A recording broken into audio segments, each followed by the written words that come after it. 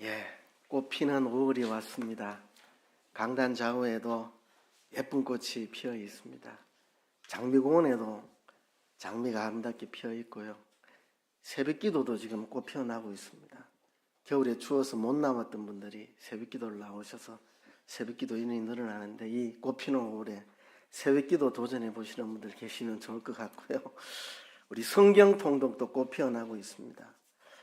해마다 몇 독씩 보고에 올라오는 이름들 외에 처음 올라오는 이름들이 지금 많이 있습니다.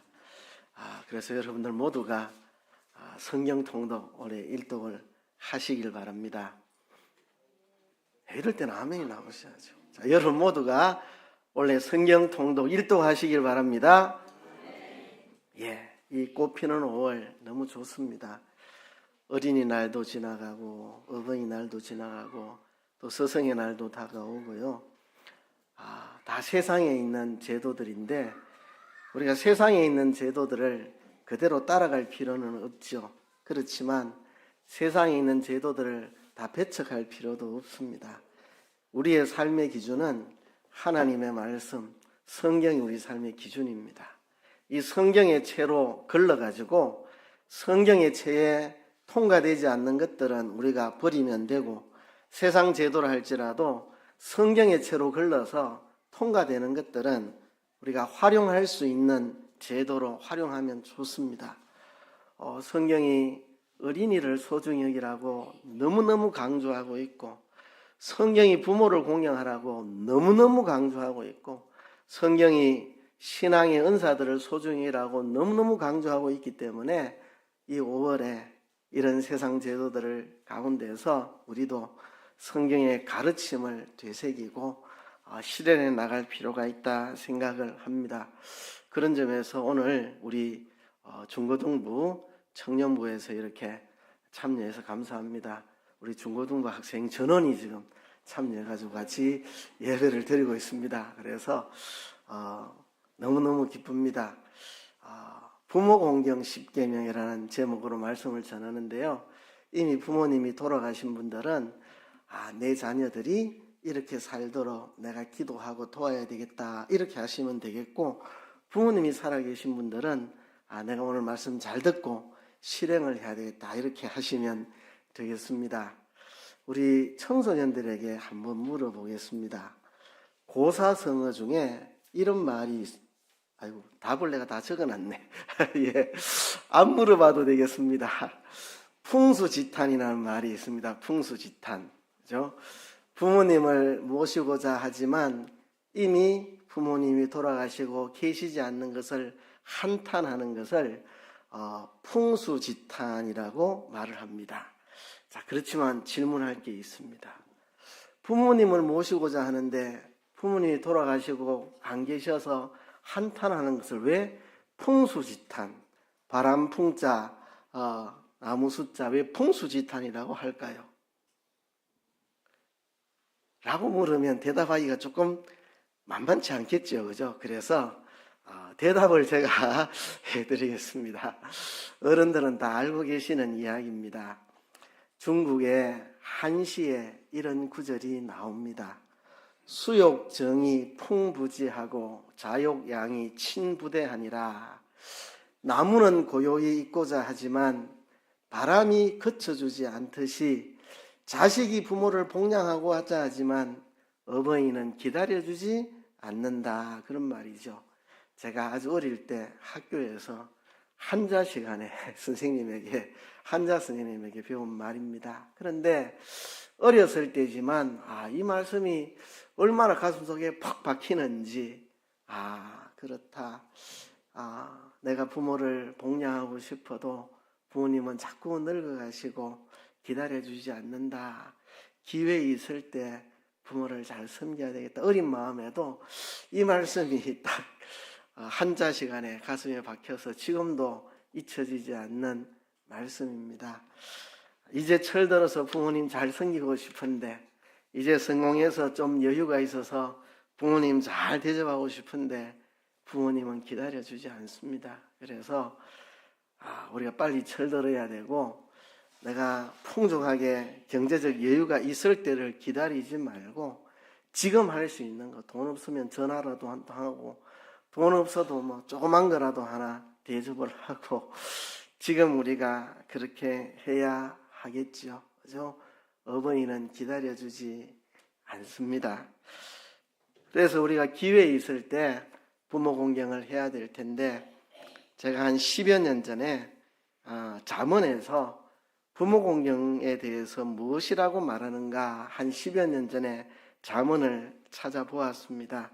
그래서 잠언에서 찾아보는 부모 공경 10계명이라고 제가 만들어 보았습니다. 요즘 우리 가정에서는 이 가정 예배 드릴 때 이 잠언을 읽습니다. 이제 30장까지 왔고 내일 아침에 이제 31장 읽으면 잠언 끝이 납니다.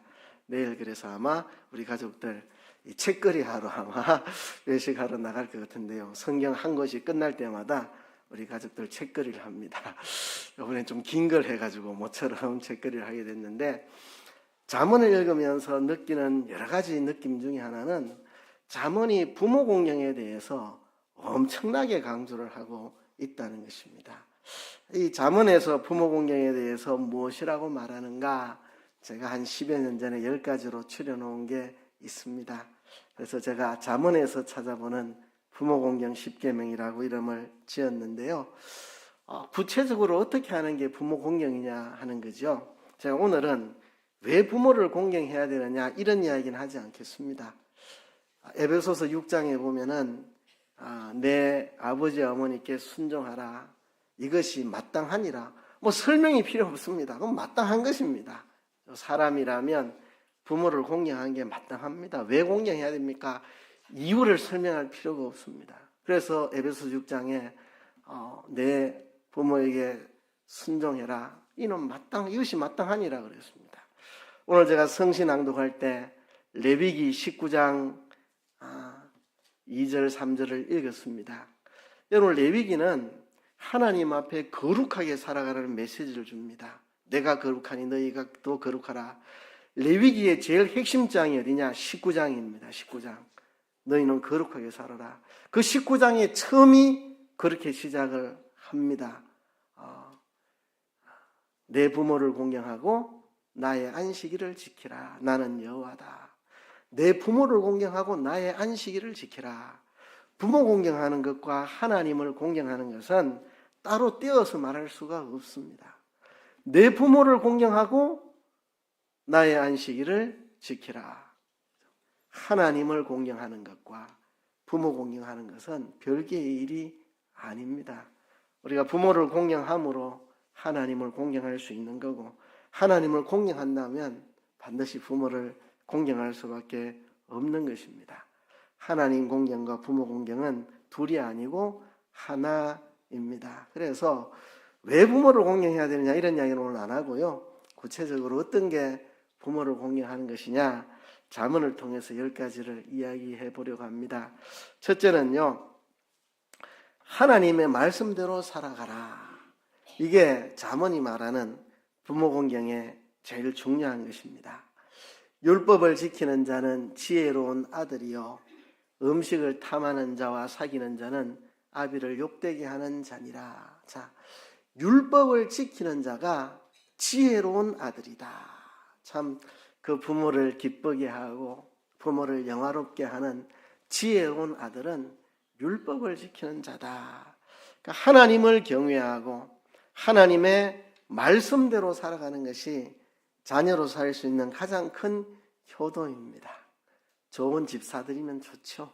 좋은 차도 한 대 사드리면 좋고, 정말 고급스러운 옷 한 벌 사드리면 너무 좋죠. 맛있는 것도 해드리고. 그러나 그보다 더 큰 가장 근본적인 효도는 내가 여호와 하나님을 경외하고 하나님의 말씀대로 바르게 살아가는 게 그게 효도입니다.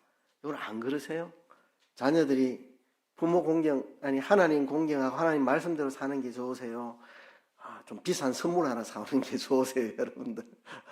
어떤 게 좋으세요? 저도 부모로서 내 자녀들이 뭐 큰 거 해주는 거 이런 거보다도 내 자녀들이 정말 하나님 잘 섬기고 하나님 말씀대로 바라 살아가는 거, 이게 제일 좋습니다. 제일 좋아요. 어떤 선물보다 좋습니다.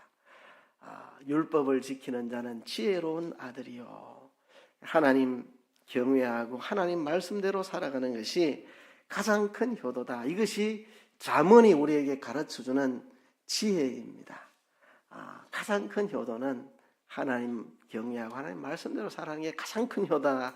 이게 잠언의 지혜입니다. 두 번째는요, 부모의 훈계를 잘 들으라 하는 것입니다. 지혜로운 아들은 아비의 훈계를 들으나 거만한 자는 꾸지람을 즐겨 듣지 아니하느니라.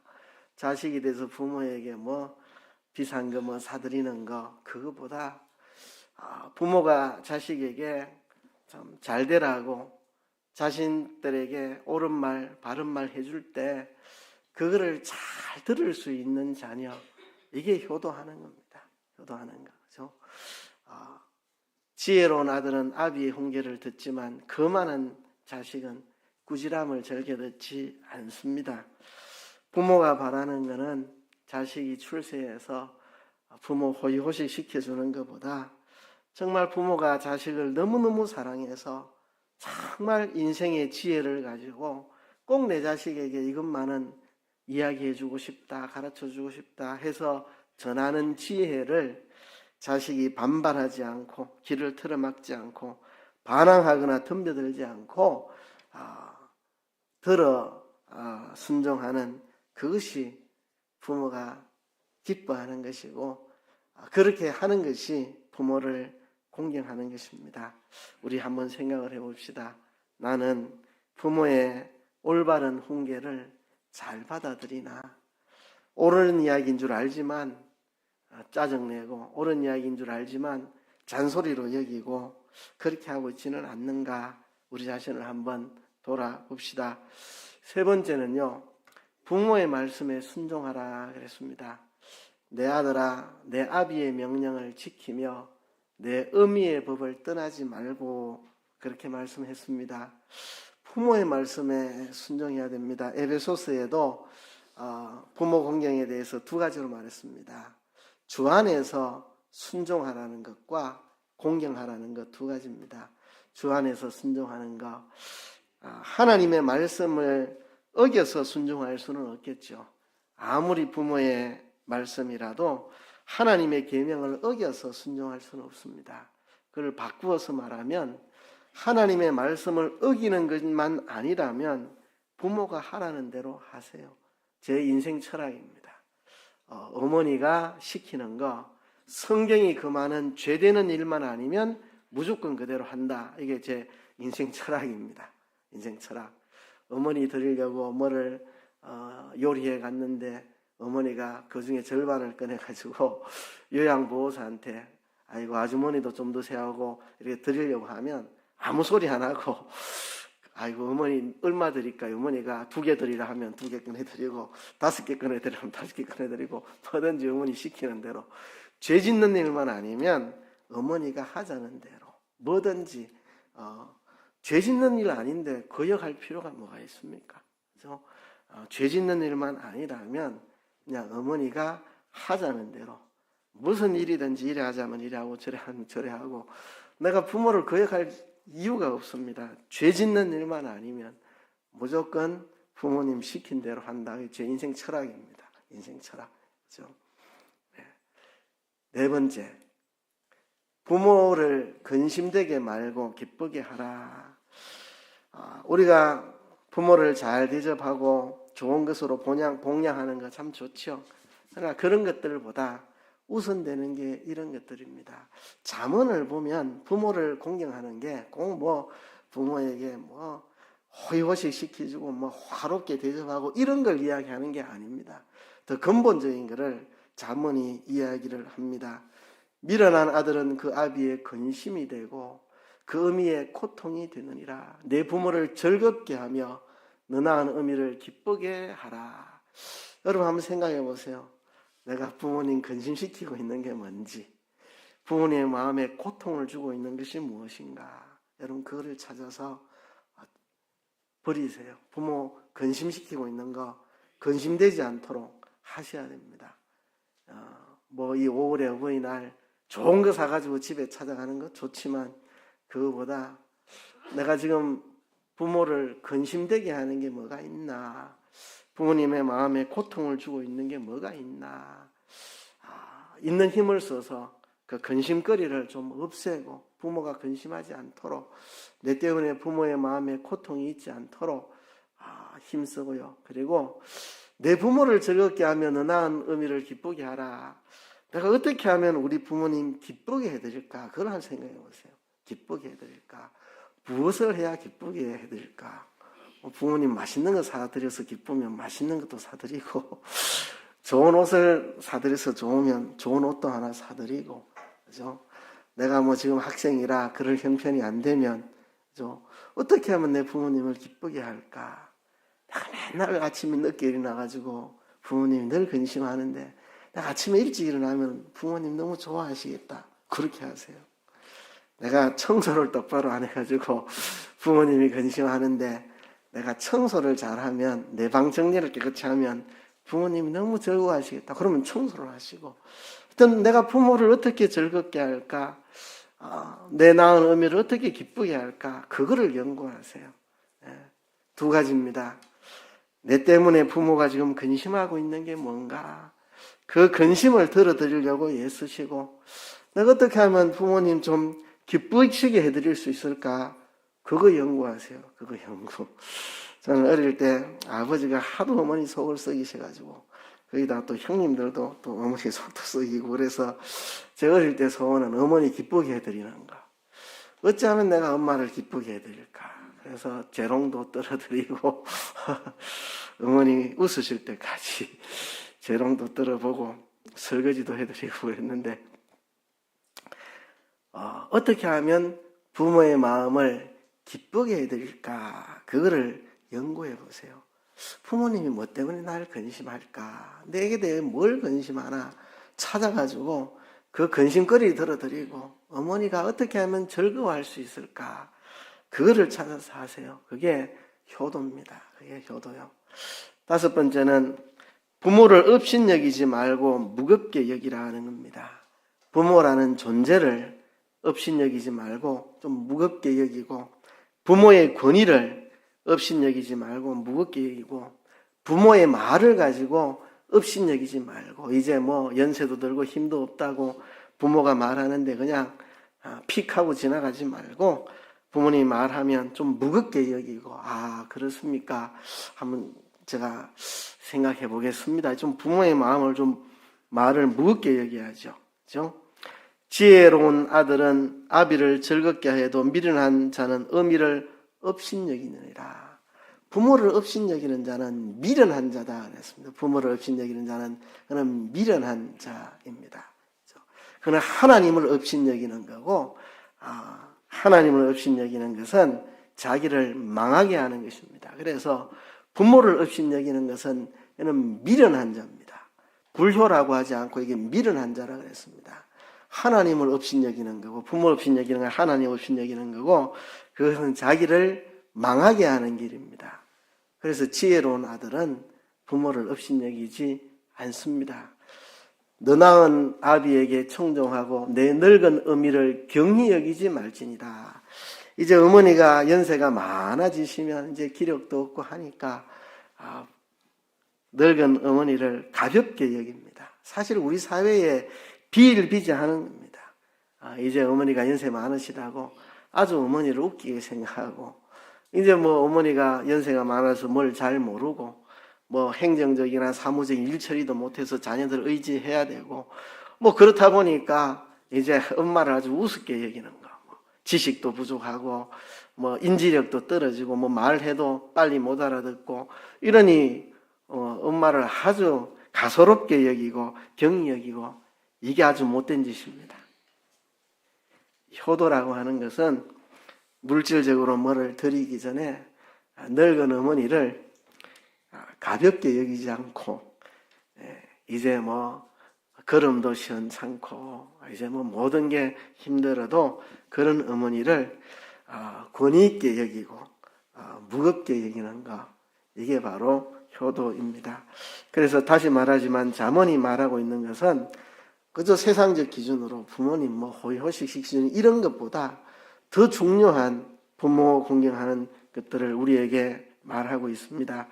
이 점에 있어서는 우리 동양의 가르침을 참고할 필요가 있습니다. 동양의 그 유교적인 가르침도 우리가 채로 걸러서 성경적 가르침에 어긋나지 않는 것은 참고할 필요가 있습니다. 동양에서는 이렇게 가르치고 있습니다. 부모가 자식을 미워하면 자녀는 두려워할 뿐이고 원망하지 말 것이고, 부모가 잘못하면 자녀는 부모에게 간하고 부모에게 거스려 말하지 말 것입니다. 부모가 잘못을 해도 그저 간할 뿐이지 거스려서 말해서는 안 된다. 부모가 잘못된 걸 하고 잘못된 말을 하고 뭘 몰라서 실수하고 하더라도 그냥 간할 뿐이지 부모를 거스려서 말하지 말아라. 이게 이제 부모를 업신여기지 말고 무겁게 여기라는 말입니다. 부모에게 간할 때는 공손히 부드러운 음성으로 하고, 부모에게 간해도 부모가 들어주지 않으면 그래도 부모를 공경하고 효도해야 되고, 부모의 마음을 먼저 얻은 후에 나중에 또다시 간하고, 그래도 들어주지 않으면 울면서 따라다녀야 된다. 이게 동양의 부모 공경의 가르침입니다.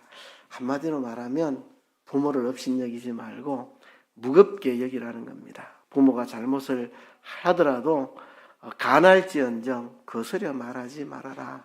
간할 때는 공손한 태도로 간해야 된다. 부모가 간하는 말을 듣지 않아도 공경하고 효도하는 태도는 버리지 말아야 된다.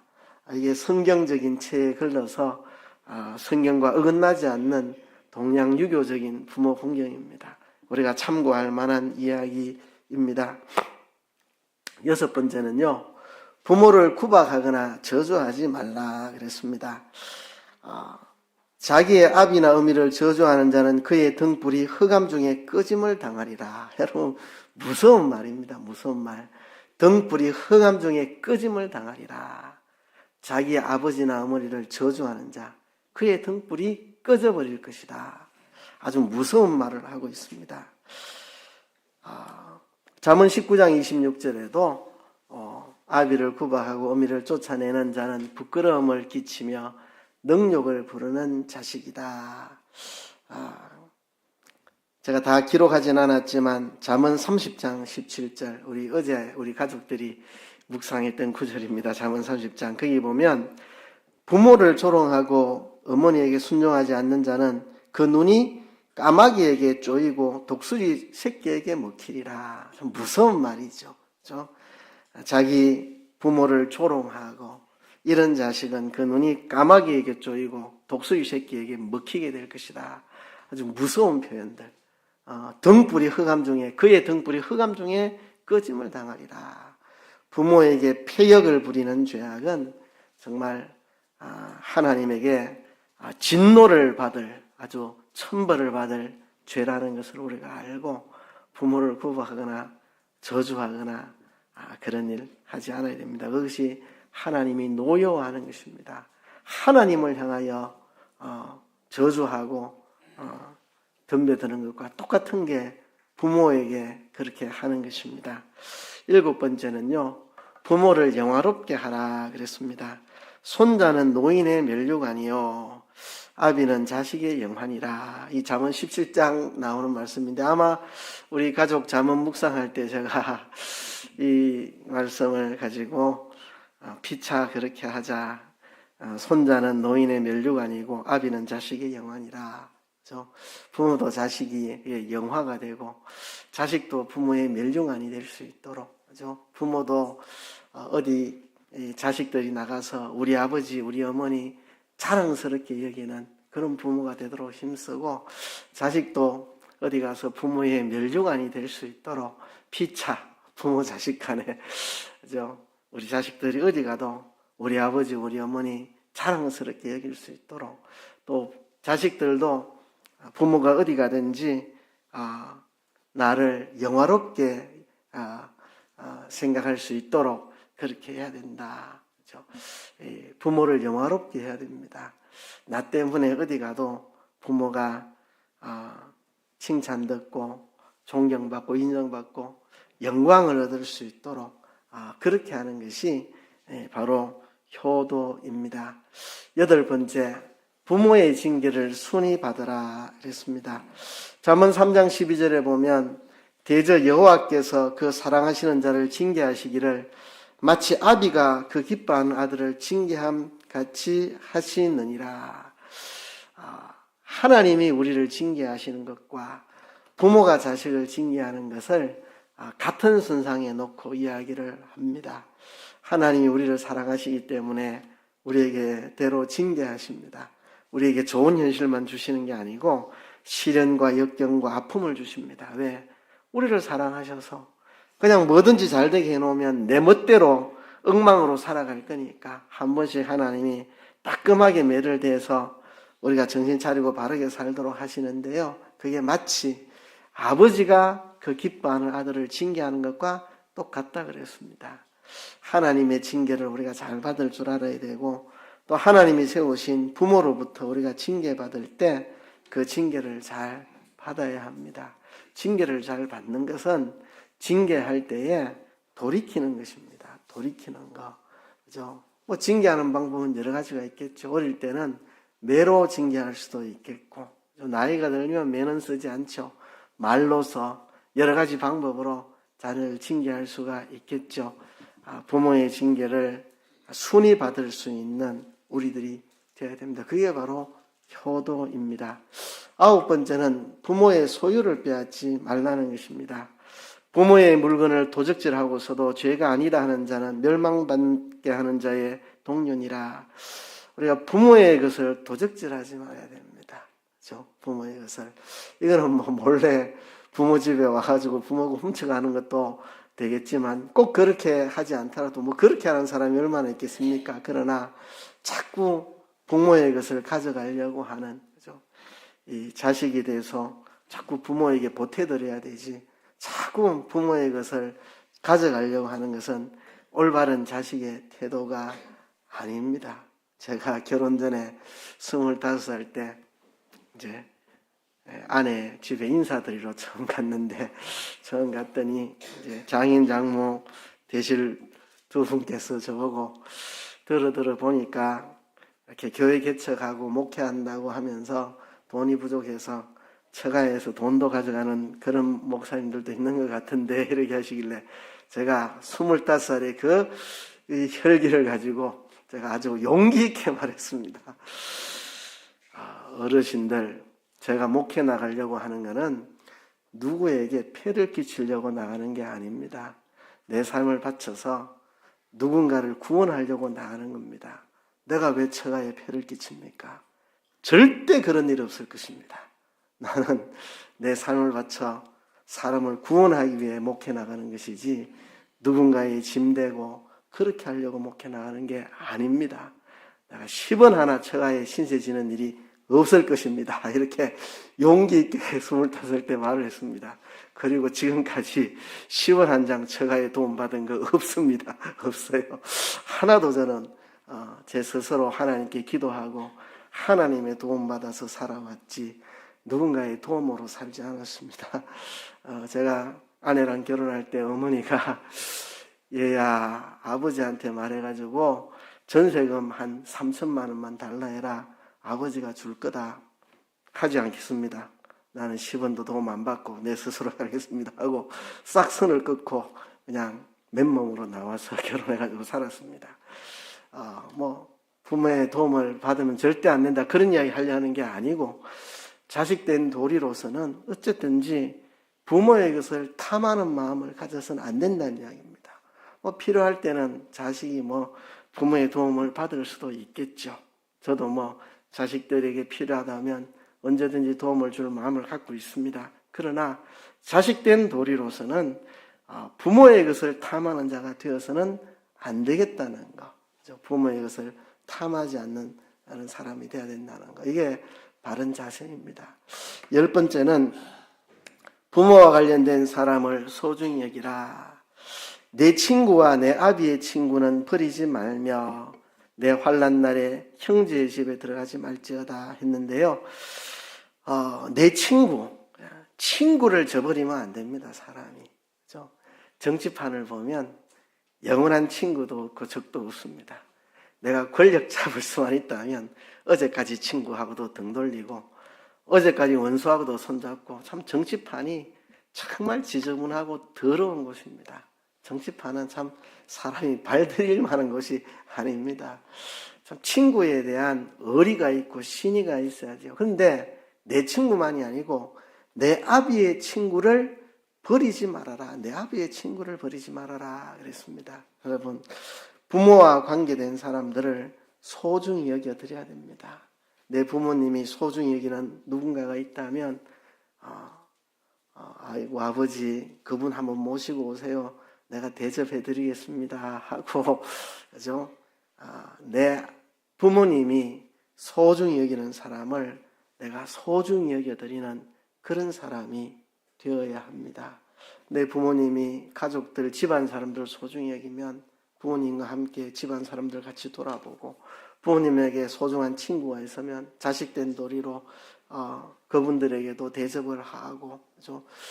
부모님과 관련된 사람들, 부모님이 소중히 여기는 사람들, 그 사람들이 누군지 생각해보고 그분들을 내가 대접하고 섬기도록, 정말 소중히 대해드리도록 그렇게 해야 합니다. 우리가 자칫하면 내 부모님만 섬기면 다 됐다 생각하고 내 부모님이 소중히 여기는 사람들을 소홀히 여길 수가 있는데, 부모를 공경한다는 것은 부모와 관련되어 있는 부모가 소중히 여기는 그분을 소중히 여기는 거, 그런 것들을 하는 것이 부모를 공경하는 것입니다. 잠언에 나오는 부모 공경 10계명, 이거는 뭐 법칙이 아니고 제가 찾아본 겁니다. 한 10년 전에 잠언을 읽을 때마다 부모 공경에 대해서 잠언이 말하고 있는데, 그냥 우리가 이 일반 사회에서 부모 공경하는 거, 돈도 용돈도 많이 드리고 또 좋은 옷도 사드리고 여행도 많이 시켜드리고 좋은 음식도 먹여드리고 이런 게 효도라고 사회적으로 알려져 있는데, 잠언이 말하는 것들은 그런 세상적인 것과는 좀 다르다는 것을 잠언을 읽으면서 느끼게 되었고, 그래서 잠언에서 말하는 부모 공경이 뭐냐, 제가 그중에 10가지를 한번 제가 찾아본 겁니다. 그래서 제가 잠언에서 찾아보는 부모 공경 10계명이라고 제 나름대로 이름을 붙여 본 건데요. 이 5월을 맞아서 내가 부모를 잘 공경하고 있는가를 생각해보고 잠언의 가르침을 따라서 진정한 부모 공경을 해보자는 말씀으로 이 말씀을 전했는데요. 마지막으로 한 말씀하고 말씀을 맺을까 합니다. 제가 어릴 때 어머니가 고생하시는 걸 보고 제가 결심을 했는데, 내가 어른 되면 돈 많이 벌어가지고, 그때 에어컨이 뭔지를 몰랐습니다. 이 로봇에 선풍기 달아가지고 어머니 따라다니게 만들어 드리겠다고 이렇게 큰 소리 치고 이렇게 했는데, 막상 대학교 4학년 때 이제 졸업하고 전도사로 출발하려고 하니까 참 눈물이 많이 났습니다. 이 전도사로 출발해가지고 아무 돈도 없는데 부모 잘 섬기는 게 참 어려워져서, 야, 어떻게 하나, 참 그렇게 많이 눈물을 흘리면서 목회를 나왔는데요. 이제 목회 초년병 때는 참 가난해서 부모님에게 많이 해드리지를 못했죠. 기본적으로 꼭 해야 되는 거, 설, 추석, 생신 때, 또 어버이날, 이럴 때 찾아뵙고, 조금의 대접을 해드리고 이런 거 기본적으로 최소한 해야 될 것을 할 뿐이지 뭘 제대로 해드리지를 못했는데, 이제 좀 목회도 안정이 되고 조금 여유가 있어서 부모님 여행도 좀 시켜드리고 또 맛있는 것도 사드리고 옷도 사드리고 이렇게 하려고 하니까 벌써 연로하셔서 그렇게 할 수가 없어요. 그래서 부모님 멀리는 가실 건강이 안 되고, 그래서 가까운 대구 수목원이나 청도나 이런 데 모시고 다니고, 그것도 몇 번 못했습니다. 몇 번 하고 나니까 이제는 더 몸이 안 좋아지셔서 부모님 모시고 어디 다닐 수도 없고, 그렇죠? 그래서 옷가게 가서 옷이라도 하나 사드리려고 가보면 어머니가 걸치면 옷이 몇 시가 안 납니다. 옷걸이 걸렸을 때는 멋진 옷인데 어머니는 허리가 다 굽어가지고 관절이 다 상하고 돌아가고 어머니가 입으면 맵시가 안 나요. 참 눈물이 나더라고요. 그래서 풍수지탄.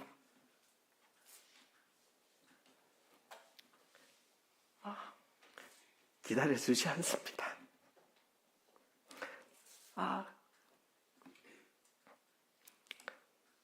그런데 우리가 알아야 될 게 있습니다. 늦었다고 생각할 때가 제일 빠를 때입니다. 그죠? 풍수지탄하지 말고 지금 할 수 있는 일. 그죠? 그래도 어머니 살아계시고 누워 계시고 정신 발작하시고 지금 해드릴 수 있는 일이 있습니다.